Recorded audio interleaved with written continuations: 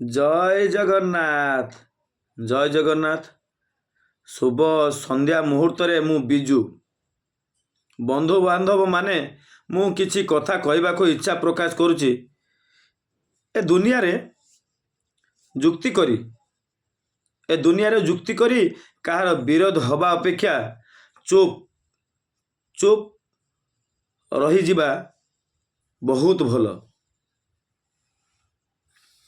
କାହାର ପ୍ରତିଶୋଧ ନେବା ଅପେକ୍ଷା ନିଜର ରାସ୍ତା ଯଦି ବଦଳି ଦେଇପାରିଲେ ଆପଣମାନେ ବହୁତ ଭଲ। ଆଉ ଏ ଯେଉଁ ଗର୍ବ କ'ଣ ପାଇଁ କରିବା? ଆମେ ହେଲେ ଏହି ମାଟିର ମଣିଷ। ଆଜି ଏ ମାଟି ଉପରେ ଆମେ ନାଚୁଛୁ, ଖେଳୁଛୁ, କୁଦୁଛୁ। ସେ ମାଟି ମା ଉପରେ ଆମେ ମଧ୍ୟ ପାଦ ରଖି ଆମେ ମାନେ ରାସ୍ତା ଅତିକ୍ରମ କରି ଅନ୍ୟ ରାସ୍ତାକୁ ଆମେ ଚାଲୁଛୁ। ମାନେ ଏ ଦେଶ ସେ ଦେଶ ଏମିତି ଆମେ ବୁଲୁଛୁ। ତ ବନ୍ଧୁଟା କଥାଟା ଆପଣମାନଙ୍କୁ ସୁନ୍ଦର ଲାଗିବ ତ ନିଶ୍ଚିତ ମୁଁ ମନେ କରୁଛି। ତ ମୁଁ ଏତିକି ଆପଣମାନଙ୍କ ପାଖରେ ଅଳି ଭିକ୍ଷା କରୁଛି ଯେ ଆପଣମାନେ ସମସ୍ତେ ସର୍ବପ୍ରଥମେ ଛୋଟ ଯେଉଁ କୁନି ପିଲାମାନେ ଦିନ ସେ ଛୋଟରୁ ବଡ଼ ହେଇ ଯେତେବେଳେ ଦେଶ ମାନେ ବିଦେଶରେ ଯେତେବେଳେ ସେମାନେ ଯାଇ ମାନେ ଚାକିରିଟେ କରୁଛନ୍ତି ବା ଗାଁ ଗଣ୍ଡାରେ ବେପାରଟେ କରୁଛନ୍ତି, ତ ବନ୍ଧୁମାନେ ମୁଁ ଆପଣମାନଙ୍କ ପାଖରେ ଏତିକି ଅଳି ଭିକ୍ଷା କରୁଛି।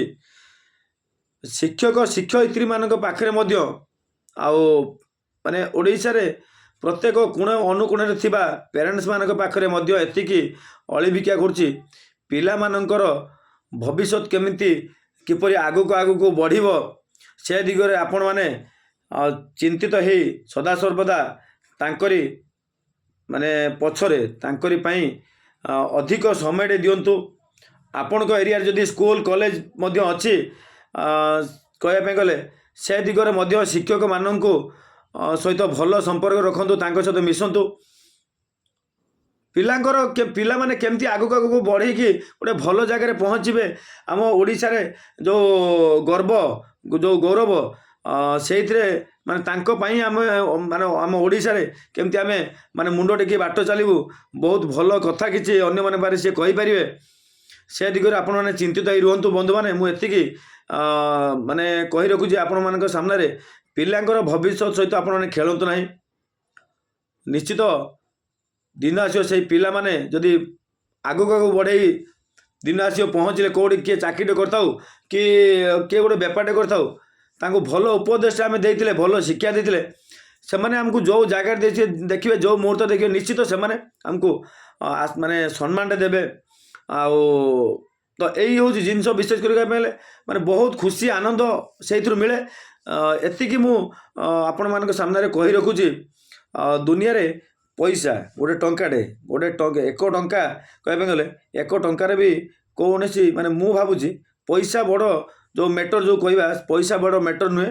ମଣିଷର ଗୋଟେ ଯେଉଁ କହିବା ପାଇଁ ଗଲେ ଯେଉଁ ମାନେ ଇଜ୍ଜତ, ତ ପଇସା ଧନ ରତ୍ନ ଏସବୁ ଜିନିଷ ଗହଣା ଗାଡ଼ି ଏଗୁଡ଼ା ବଡ଼ ମାନେ ଜିନିଷ କିଛି ନୁହଁ। ଯଦି ଆମେ ଖୁସିରେ ସୁଖରେ ଶାନ୍ତିରେ ଆମେ ଯଦି ରହିପାରିଲେ ତାହେଲେ ପଇସାର କୌଣସି ଆବଶ୍ୟକତା ନାହିଁ। ଆଜି ଅଛି ମୁଁ ଆପଣଙ୍କ ସାମ୍ନାରେ କଥା ହେଉଛି, 2 ସେକେଣ୍ଡ ମୋର ନିଶ୍ୱାସ ବନ୍ଦ ହେବ। ଆଜ୍ଞା, ଗୋଟେ ସେକେଣ୍ଡ ମୋର ନିଶ୍ୱାସ ବନ୍ଦ ହେବ, ମୋ ଜୀବନଟା ପଳେଇବ। ତେଣୁ ମୁଁ ଆପଣମାନଙ୍କ ପାଖରେ ଏତିକି ଅଳି ଭିକ୍ଷା କରୁଛି, ସମସ୍ତେ ଆମେ କେମିତି ଖୁସିରେ ସୁଖରେ ଶାନ୍ତିରେ ରହିବା। ଧନ୍ୟବାଦ। ଜୟ ଜଗନ୍ନାଥ।